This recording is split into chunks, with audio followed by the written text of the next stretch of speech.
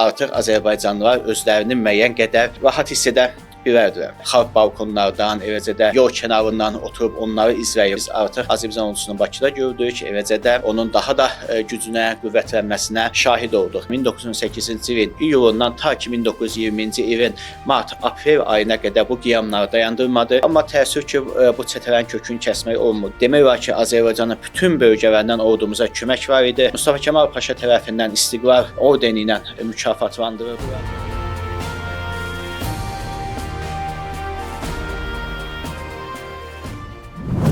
Azərbaycan ordusunun tarixindən danışarkən mənim həmişə yadıma 1960-cı ildə Argentinada yaşayan mühacir zabitlərimizdən Vəli bəy Yadigarın məqaləsindən bir cümlə düşür. Vəli bəy yazırdı: 1917-18-ci illərdəki Azərbaycan İstiqlal hərbini, Bakının qurtuluşunu, Dığ döyüşünü, Samur müdafiəsini, Lənkəran Talış müharibəsini, Əsgəran döyüşünü, oradakı igidlərimizin qəhrəmanlıqlarını, Azərbaycan regionunun əsgərlərini, bunları unutmaq olarmı? Əlbəttə ki, unutmaq olmaz. Vəli bəy Yadigar bunları danışanda bu hadisələrin üzərindən təxminən 40 ildən çox vaxt keçmişdi. Amma buna baxmayaraq Azərbaycan ordusunun Cümhuriyyət dönəmindəki şücaəti tarixin yaddaşındaydı. Azərbaycan ordusu elə bir zamanda formalaşdı ki, Cənubi Qafqazda böyük bir anarxiya hökm sürürdü. Mart ayında Bakıda, ətraf yerlərdə, Şamaxıda 15 mindən çox Azərbaycanlı qətlə yetirmişdi. Bunun səbəbi nə idi? Azərbaycan xalqının nizamlı bir ordusunun olmaması idi. Çünki Çar dönəmində Azərbaycanlılar əsgər aparılmırdı və bunun da məqsədi o idi ki, tədricən xalqın müdafiə gücü, silah istifadə etmək gücü azalsın və onu rahat şəkildə idarə edə bilsinlər. Az sayda bizim zabitlərimiz var idi ki, onlar da Rus ordusuna xidmət edirdilər və nəticədə əslində Rus ordusunun zabiti funksiyasını daşıyırdılar. Buna görə də Azərbaycan Cümhuriyyəti yarandığı zaman çox ağır bir vəziyyət yaranmışdı. Çünki demək olar ki, Bakıdan Qazaxa qədər, yəni bütün ərazilərimizin böyük bir hissəsi işğal altındaydı. Bir tərəfdən Bakıda Şaumyanın rəhbərliyində Bolşevik hökuməti fəaliyyət göstərirdi. Digər tərəfdən Anadoludan, başqa yerlərdən gələn erməni dəstələri Azərbaycan torpaqlarında kəndlərimizi basır, talan edirdilər və buna görə də çox acınacaqlı bir mənzərə yaranmışdı. Və belə bir vaxtda Azərbaycanı xilas edəcək tək qüdrət Azərbaycana daha sonra dost, qardaş olacaq Osmanlı dövləti idi.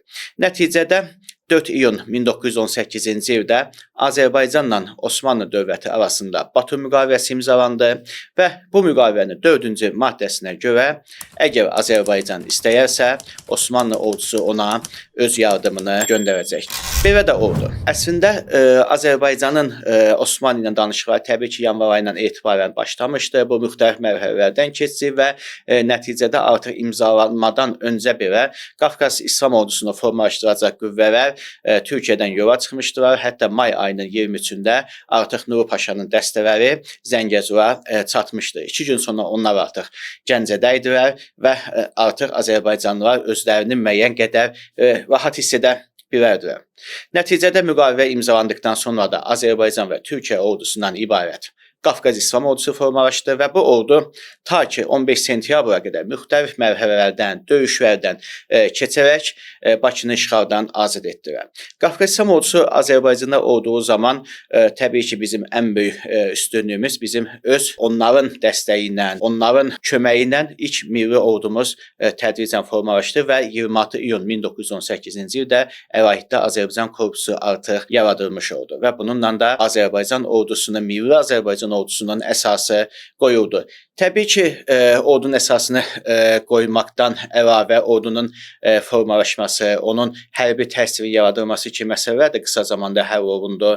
Gəncədə məktəblər açıldı, daha sonra Bakıda məktəblər açıldı və nəticədə 15 sentyabrdan sonra artıq biz formalaşmış bir Azərbaycan ordusundan bəhs edə bilərik. Bu dövrdə Azərbaycan ordusunun bir neçə hərbi paradı keçirilibdi. Bu paradlar əsasən bu xalqın ordusu ilə qürur duyması üçün idi. Eləcə də bir göstəriş üçün idi və o hərbi paradlara aid bir neçə tarixi fotoşəkil də günümüzə gəlib çatıbdır. İndiki İstiqlal küçəsindən o zamanki Parlament caddəsi adlanırdı. Oradan keçən biz zabitlərimizin necə məğrur olduqlarını görürük. Atların üzərində onlar hərbi geyimlərdə təbii ki və xalq balkonlardan, eləcə də yol kənarından oturub onları izləyir. Bununla bağlı xatirələr də var. Olduqca qürur verici xatirələrdir ki, xalqımız ordumuza necə heyvanlıqla tamaşa edirdilər. Təbii ki, o dövrdə Azərbaycan ordusunun açıq fəaliyyəti çox çətin idi. Bir tərəfdən Osmanlı ordusu Mudros müqaviləsindən sonra ölkəni tərk edəndən sonra İngilis qoşunları gəlmişdi və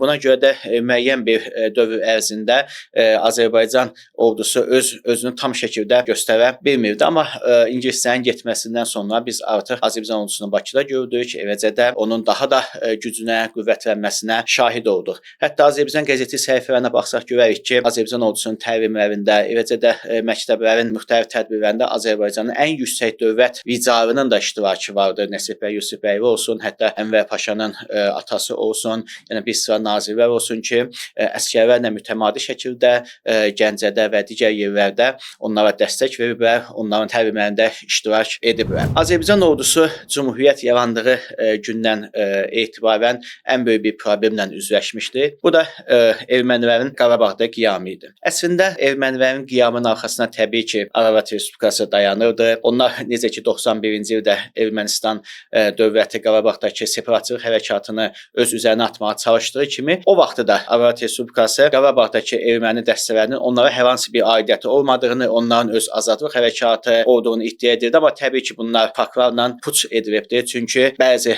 döyüşlərdə açıq şəkildə Ermənistan dövlətinə məxsus generalların, dronun və digərlərinin Qarabağdakı erməni çetələrinə dəstək olduğu bəlli idi. Elə ki, ermənilər iyul ayından etibarən 1918-ci ilin iyulundan ta ki 1920-ci ilin mart-aprel ayına qədər bu qiyamları dayandırmadı və demək olar ki, Azərbaycan ordusunun hərb tarixini, yəni o zamanki hərb tarixi erməni çetələri ilə mübarizədən ibarətdir daha çox. Məsələn, bəzi müddətlərdə Lənkəran səfəri olmuşdu, Həbib bəy Səlimovun rəhbərliyində böyük bir uğur qazanılmışdı.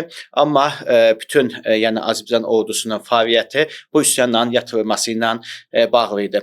Və bir çox hallarda təbii ki, ordumuz bu üsyanların yatırılmasında böyük bir şücaət göstərdi. Yəni biz baxsaq ki, xüsusən bu 1919-cu ildən sonra bu hadisələr daha da qüvvətlənməyə başladı. Elə ki, Xosrov bəy Sultanov Qarabağa general qubernator, yəni hərbi vali təyin edildi. Bundan sonra artıq Zəngəzurda, Qarabağda və digər yerlərdəki erməni çətəcilərin gücü demək olar ki, sındırılmağa başlandı. Hətta 19-cu ilin avqust ayında ermənilər Zəngəzurun Azərbaycan məxsus olduğunu və silahı yerə qoyduqlarına dair bir bəyannamə də imzaladılar. Yəni Versal sülh müqaviləsinə qədər Azərbaycanın hegemonluğunu, Azərbaycanın bu bölgədəki söz sahibliyini qəbul etdilər. Təbii ki, biz o hadisələr o qədər qarışıqdır ki, yəni erməni ordusu və ya ki, erməni çətələri bəzən silahı yerə qoyub bir müddət keçir yenidən baş qaldırırlar. Yəni bu döyüşlər ta ki 1920-ci ilin mart ayına qədər kiçik böyük şəkildə davam etmişdi. Siyasi cəbhədə isə Azərbaycan dəfələrlə Ermənistana notalar vermişdi. Amma təəssüf ki, bu çətələrin kökünü kəsmək olmurdu. Çünki biraz etiraf edək ki, yəni ermənilər Azərbaycan türkləri ilə müqayisədə daha mütəşəkkil şəkildə hazır idilər. Yəni o dövrdə müxtəlif cinayətlər törətmişdilər, müxtəlif qətliamlara yol vermişdilər. Yəni əslində onlar ordu deyil bir çətə idilər və buna görə də onların müəyyən qədər silah işlətmə, döyüş aparma qabiliyyətləri var idi. Amma tədricən Azərbaycan ordusu bizim Səməd bəy Mehmandarovun, Əlağa Şıxlinskinin, eləcə də Həbib bəy Səlimovun sayəsində, eləcə də türk komandanlardan öyrəndikləri, yəni döyüş qabiliyyətindən sonra xeyli şəkildə güclənmişdi və biz 1920-ci ilə gəldiyimiz zaman artıq mütəşəkkil Azərbaycan ordusundan bəhs edə bilirik. Azərbaycanın o dövrdə bir sıra yerlərdə Şəkidə var idi, Şirvan bölgəsində var idi, Qazaxda var idi, Gəncədə var idi, Zaqatalada var idi. Yəni müxtəlif hərbi alayları var idi ki, təəssüf ki 1920-ci mart ayında bu Qarabağda erməni üsyanına başlandığı zaman bütün ordumuz, hətta Bakıdakı mühafizə dəstələrimiz belə Qarabağa getmək məcburiyyətində qaldı. Çünki yəni ki ordumuzun istər say etibarı ilə, istərsə də texniki təchizat baxımından çox da yetərli deyildi. 1920-ci mart ayında ermənilər sonuncu ən böyük üsyanlarına başladılar. Bu əvvəlkilərdən müəyyən qədər fərqli idi. Çünki bu üsyanın arxasında həm də Bolşevik Rusiyası dayanırdı. Çünki məqsəd Bakı neftini ələ keçirmək, Azərbaycanı işğal etməkdir. idi və buna görə də Azərbaycan ordusunun başını qatmaq, onu bölgəyə göndərmək məqsədi ilə Bolşevik Rusiyası ilə erməni dəstələri arasındakı bir anlaşma nəticəsində bu üsyan qalxdı. Özü də Novruz bayramı ərəfəsində Xankəndiyə hücum elədi və oradakı bizim qarnizonu məğlub etdikdən sonra Əsgəran bölgəsində möhkəmləndi və çünki Əsgəran keçidi o bölgə olduqca strateji əhəmiyyətə malik idi. Oradakı yüksəkliklər çox önəmli idi. Bu baxımdan Azərbaycan hökuməti təcili şəkildə o bölgənin geri qaytarılması və ermənilərin məhv edilməsinə qərar verdi. Biz mart ayının 20-sindən əslində aprel ayının 3-nə qədər olan hadisələr Azərbaycan ordusunun bir dastanıdır. Və aprel ayının 3-də indi bəhs edəcəyimiz tarix Azərbaycan ordusunun mən deyərdim ki, sonuncu ən böyük zəfəridir. Çünki mart ayının 20-də ermənilər üsyan qaldırandan sonra Azərbaycan ordusu hərəkətə keçdi və ordu yetməzliyinə görə digər süvari alaylarını köməyə çağırdı. Onların hamısı Ağdam bölgəsində yerləşdi və aprel ayının 2-sindən 3-ünə keçən müddətdə həmin o bölgələrdəki alaylar da gəldikdən sonra Azərbaycan ordusu şiddətli şəkildə hücuma keçərək erməniləri darmadağın etdilər. Əsgəran qalasında, Əsgəran bölgəsində Azərbaycan bayrağı ucaldırdı və onun ardınca ordumuz Şuşaya, Xankəndinə daha rahat şəkildə gedə bildi və bunun ardınca da bir neçə döyüşlər oldu, Keşikənd döyüşləri və digərləri. Yəni Azərbaycanın bütün məqsədi buradakı erməni dəstələrinin hamısını sıradan çıxartmaq idi. Təbii ki, bölgədə döyüşlər davam etdiyi müddətdə Azərbaycan siyasiləri də istər rəsmi şəkildə, istərsə mətbuat üzərindən ordumuza dəstək oldular. Bu döyüşlərin getdiyi müddətdə Məhəmməd Əmin Rəsulzadə Azərbaycan qəzetində Ordumuz Zəfərdə adında bir məqalə yazmışdı. Həmin məqalədə Əsgəran döyüşünə gedən ordumuzun əhval-ruhiyyəsindən bəhs etmişdi ki, Rəsulzadə yazır ki, demək olar ki, Azərbaycanın bütün bölgələrindən ordumuza kömək var idi. Həm partizan dəstəsi kimi, yəni könüllü ordu kimi kömək edənlər var idi. Həmçinin də əhali müxtəlif vasitələrlə ordumuza həmrəy oldu. Hətta bölgədə Daşbaşı deyən bir kənd var idi. Orada döyüşlər olacaqdı. Oraya gedən əsgər demişdi ki, biz Daşbaşına gedirik ki, oranı baş daşı edək. Yəni ermənilərə məzar yeri edək və həqiqətən də 3 aprel Azərbaycan ordusunun ən möhtəşəm, ən şanlı günüdür. Yəni biz necə ki 8 noyabr bu gün bizim üçün ən şanlı, ən möhtəşəm qələbə tariximizdir. Cümhuriyyət dövründə də 3 aprel tarixini bununla müqayisə etmək olar ki, hər ikisində də ermənilərin son nəfəsi əllərindən alınmışdı. Təəssüf ki,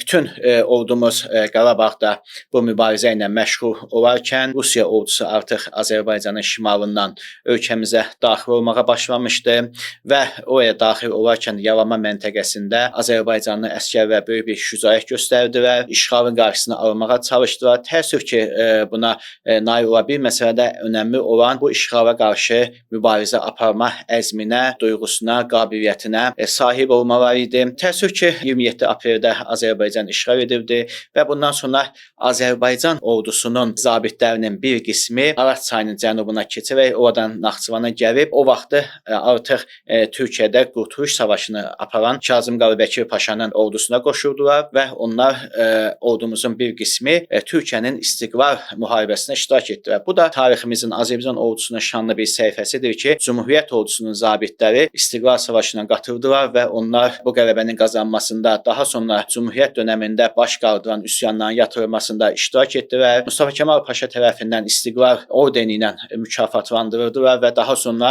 professional şəkildə Türkiyə ordusunda xidmət etdilər. Və biz onların bir çoxunun məzarında ziyarət etmişik, onlara aid müxtəlif arxiv materiallarla tanış olmuşuq, onların özləri də müxtəlif xatirələr yazıblar və bu baxımdan Türkiyə-Azərbaycan qardaşlığı baxımından da Azərbaycan Cümhuriyyəti ordusu böyük əhəmiyyət daşımaqdadır.